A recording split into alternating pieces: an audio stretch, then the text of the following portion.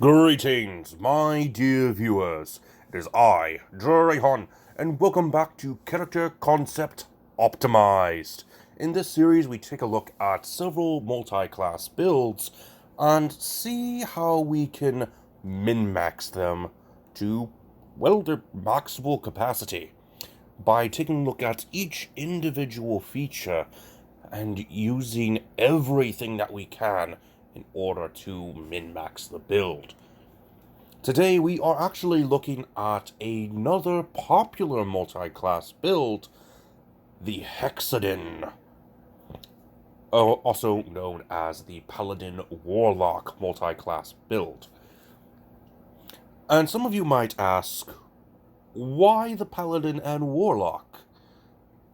These two classes are seemingly polar opposites to each other.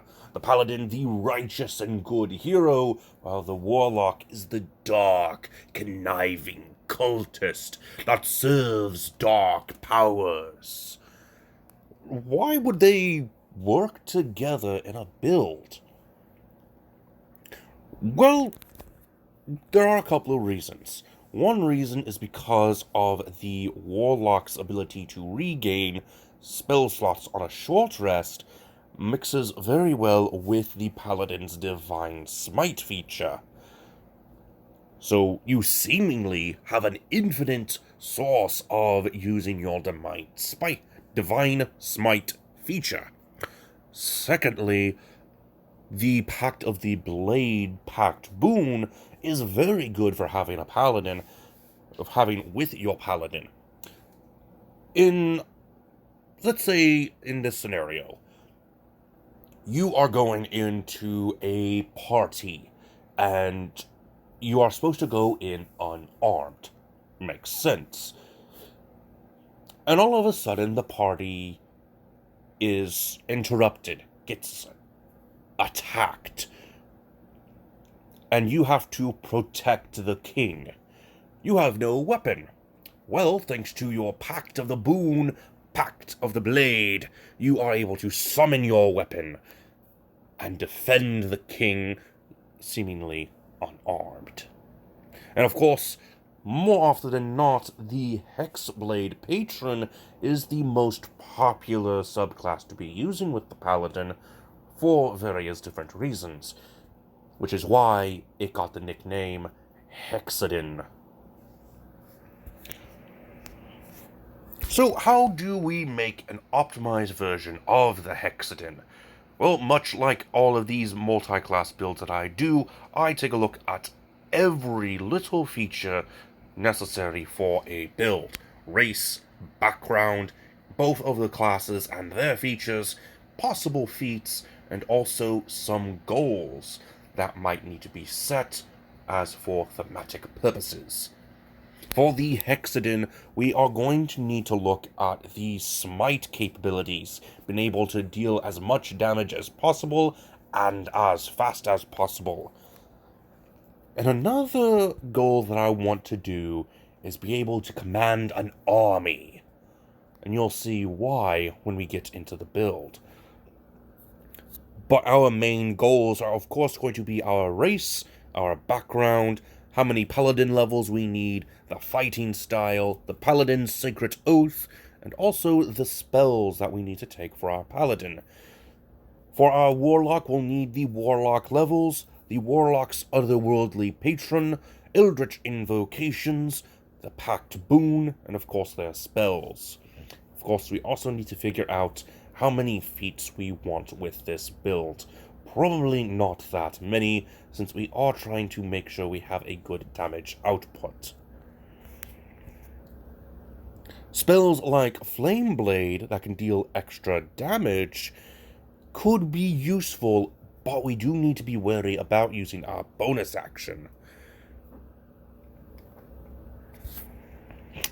Though the Flame Blade does in fact have the ability to deal more damage than a normal weapon. But that's debatable on whether we want to use it or not. We'll just see at the end of the build. Though, we can't use Flame Blade anyway, since it's a druid/ranger spell. Starting things off with race, there are 3 races that I want you to consider for your Hexadin build. The first is actually the Hippo folk, the Gif. Another is the Vidalcan. And of course, your Bugbear is another good option as well. Mostly for that sneak attack feature. However, the sneak attack feature, which gives you a plus 2d6 damage, can only be used on a target that has not taken its turn, which is not going to be good late game. You'll probably want either the Vidalcan or the Gif, because their features can be used at any time. The Vidalcan is actually a very popular race in these videos for the Vidalcan Dispassion, which gives you advantage on intelligence, wisdom, and charisma saving throws, while the Gif actually does give you an increase of damage, equal to your proficiency bonus, which will be a plus 6 by the time you reach level 20. So it's definitely an interesting pick in my opinion. For your background, I would recommend the Witherbloom student found in Strixhaven. One reason I wanted to go with the Strixhaven background is because Witherbloom actually gives us an increase in our spell list. One of the spells that we get from it is Greater Restoration, which if you are a veteran of this channel, you probably remember in the Warlock build how important Greater Restoration was for a Warlock multi-class build. And it's because Greater Restoration will take care of those pesky levels of exhaustion when they first appear, making it to where we don't have to worry about any downsides of not sleeping or resting. Since we are taking the Witherbloom student background, we do get the feat of Strixhaven Initiate, giving us access to 2 cantrips. Chilled Touch and Druidcraft will be our best picks here, and a first level spell from either the Druid or the Wizard spell list. Go ahead and grab Silvery Barbs. This will give a target disadvantage on one of their rolls if they happen to succeed initially, but also give one target of your choice advantage on their next roll, which is very useful. Let's go ahead and take a look at the Paladin class, and I wanted to go ahead and say that either 8 levels or 12 levels would work in this class, but that really depends on what style you're going for. Personally, for this build, I think we're going to end up doing 8 levels, just so we are able to get everything that is necessary for this build. For our fighting style, we are going to go with Blind Fighting, which will give us blind sight for 10 feet. So if an opponent uses the spell Blindness, we'll still be fine. We can see anybody within 10 feet of us. Quote-unquote, see. We also get the feature Divine Smite, which if we use a 5th level spell slot, which we will be getting from our Warlock at 12th level, well, starting at 9th level, we'll be able to do a maximum of 5d8 extra damage on each of our attacks. We also get the Aura of Protection and a Sacred Oath. We're going to go with the Oathbreaker. Now, I do recommend getting your Dungeon Master's permission to use the Sacred Oath, since it is one found in the Dungeon Master's Guide. The Oath spells that you get are Hellish Rebuke, Inflict Wounds, Crown of Madness, and Darkness. If you were to go to 12th level, you'll get Animate Dead and Bestow Curse as well. You also get Channel Divinity of Control Undead and Dreadful Aspect. You also get Aura of Hate. If you go to 12th level, you also get Aura of Courage and Improve Divine Smite, which gives you another 1d8 additional damage on top of your maximum 5d8. Now, this is what I was going for in the goal, was to have this big army, and that's because of Control Undead's feature. Let me go ahead and find it real quick, since I have the Dungeon Master's Guide on hand.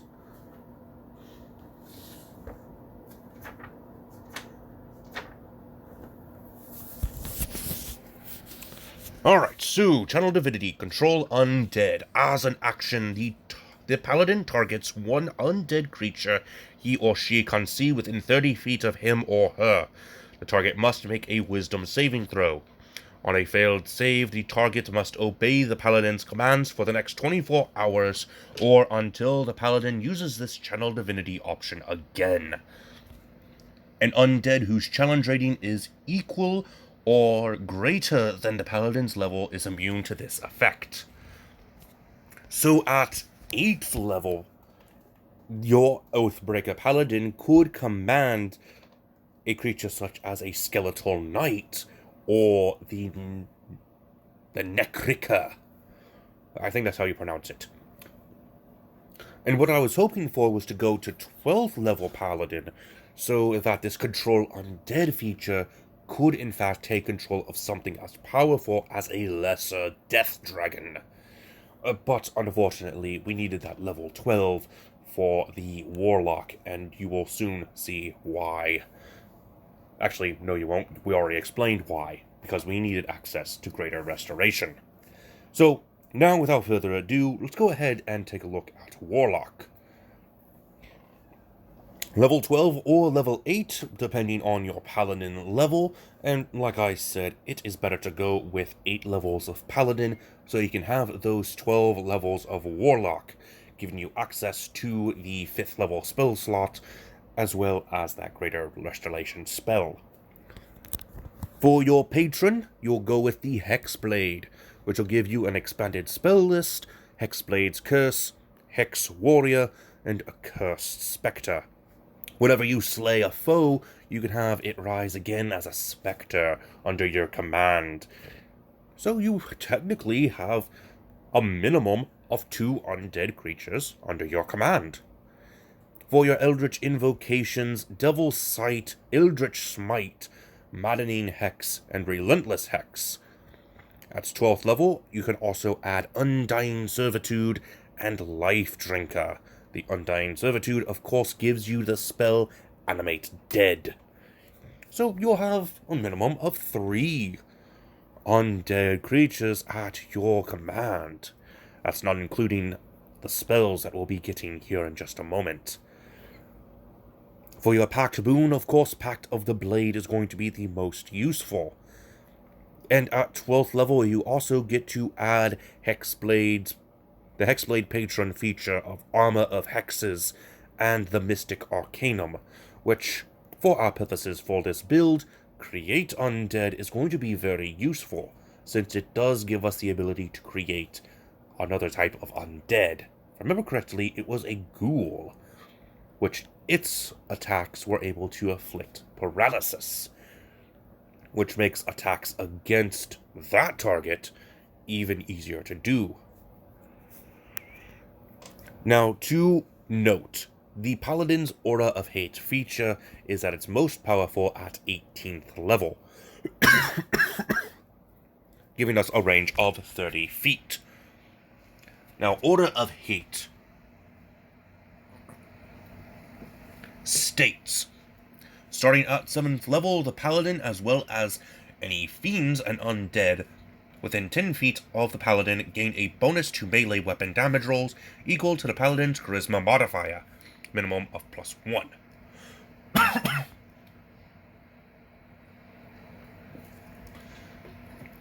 A creature can benefit from this feature from only one Paladin at a time.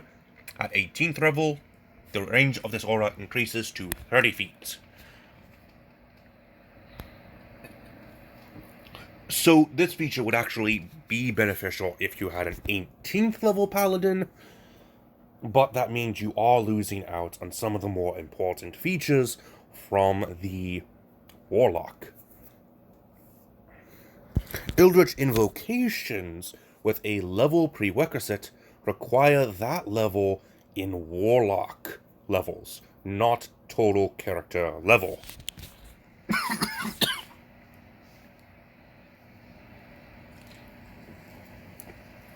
Ooh, sorry.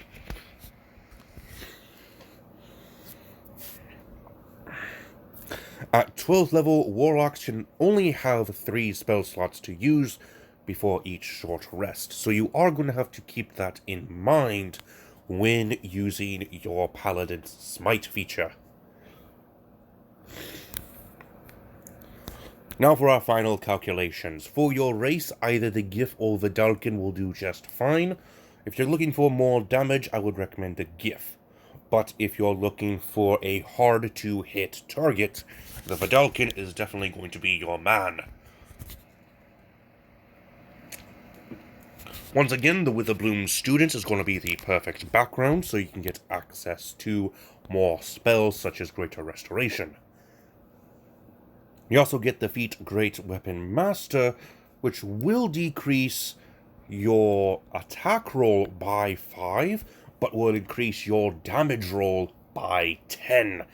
So, basically a bigger smite output. And that's the only one I really recommend, so you can get those ability score increases, which will help you in the long run because of some of your other features needing that charisma modifier. We are, of course, going with 8 levels of Paladin, which is going to somewhat hurt some features, but with the 12 levels of Warlock, we more often than not are going to have a better time, especially with some of those more powerful Eldritch invocations working for us. Pact Boon, Pact of the Blade is also going to be very helpful, as well as the Armor of Hexes and that Mystic Arcanum of Create Undead, giving us more minions to work with. Now, that is the end of the build, but not the end of the video, as I do have some spells to go over for you. I recommend the following spells for your Paladin. First level, we have Command, Purify Food and Drink, Shield of Faith, Wrathful Smite, and Bless. At second level, we have Aid, Branding Smite, Find Steed, and Zone of Truth.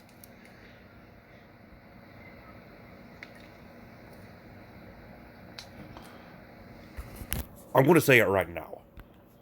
If your Paladin does not have the spell Purify Food and Drink, you are as good as dead.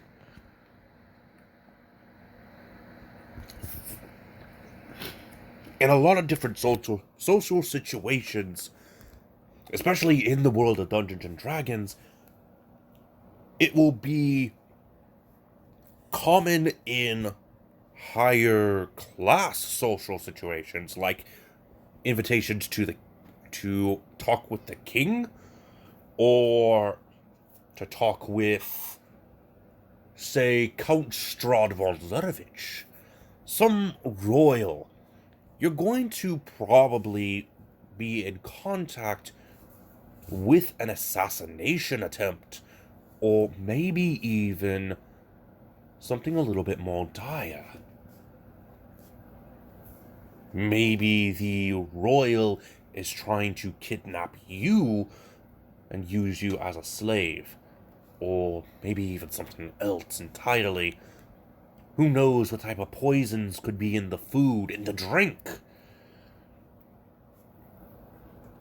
Having Purify Food and Drink will actually help you in those type of encounters.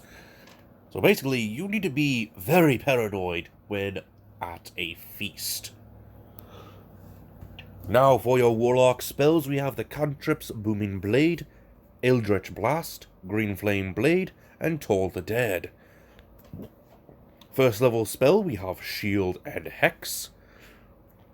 We have second level spells of Cloud of Daggers, Darkness, and Hold Person.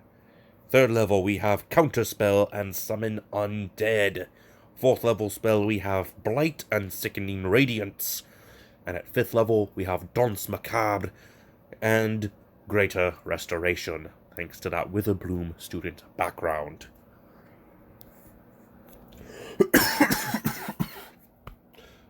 And that is the end of today's video. What did you think? Was there things I could have done differently? Was there a Hexadin build that you know of that is more powerful than this one? Let me know in the comment section below. And until next time, this has been Drehan, and I am offline.